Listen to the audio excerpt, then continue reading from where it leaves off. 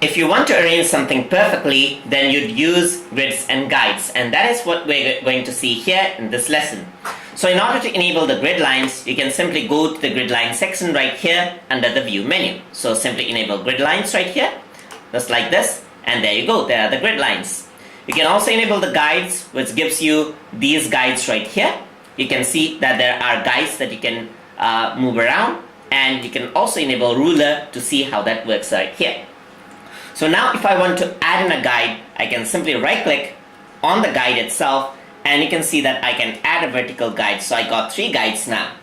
And similarly, I can also add a horizontal guide over here. I can also right click, adjust its color if I want to. So if I want to change the color right here, you can see that it actually changes the color as well. So you can also delete the guide, right click and just press delete, and you can enable and disable the ruler. If you are to right click on an empty space, you can go to grids and guides and then add something out over here. You can also go to format background option over here and access other settings right here. So let's say you want to change the grid line spacing itself. So what I should do is right click on the guide itself, and then I can get an option for grids and guides. So simply click on that, and over here I have an option to snap objects to grid. Let's say I want that. And there's spacing as well, so you can see that it's 1 by 12. So if I want to change that out, I can actually reduce the number of size. So I'm going to choose 1 by 24 and press OK. So now you can see that the spacing is changed. So I'm going to right click, go to grids and guides. I want to change that out to 2. So you can see that the spacing changes just like that. So if I want, let's say I want the smallest one. So I'm going to say 1 by 24. You can also decrease this out but at smaller rate right here, or increase with a custom range just like this.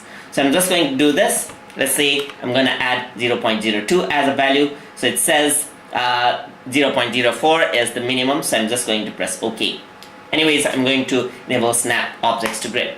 So once I do that, you see that you got the grid of your choice. You can see that now I can arrange my grid like that. But anyways, I do not want that, want this, so I'm just going to delete this out. So if I want to make something out here, I can simply snap them onto the grid. So I'm going to insert, going to go to shapes right here, and over here you can see that you got many shapes to choose from. So I'm going to choose this. So if I want to make a bar chart or something, you can see that I can make it by taking this grid as a reference point. So you can see that once this does, it actually snaps it to the point itself as well.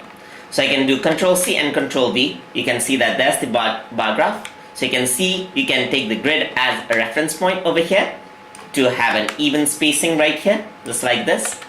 So you have a really great looking grid line graphics right there. So you can move it to the left, move it just like this. So let's say I'm going to do a 50%. I'm going to change the value of this. So you can see that the bar graph is actually quite entertaining, just like this. So you can see that this is how you can change it out.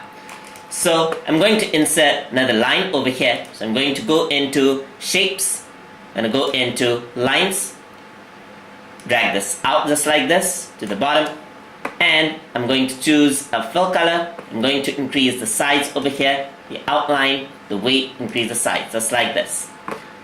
I'm going to go over from this side as well, hold shift, drag it out so that you can see that that is being there on the weight. Just increase the size.